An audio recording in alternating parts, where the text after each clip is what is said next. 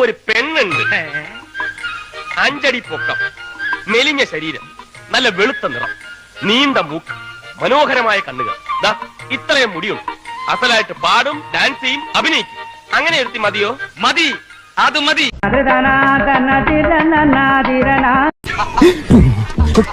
കുരിശുപള്ളി മാതാവേ, ഇവളോ? കോളേജിൽ പഠിക്കുന്ന കുട്ടിയാ.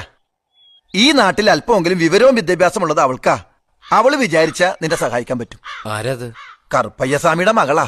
ഓ, എന്താ പേര്? പേര് അത് തന്നെ. ഇതാണോ ഡൽഹിയിൽ പഠിക്കാൻ പോയ പെൺകൊച്ച്? ചെറുപ്പത്തിലേ പോയതായിരിക്കും, ഇപ്പോഴായിരിക്കും പഠിച്ചു കഴിഞ്ഞത്.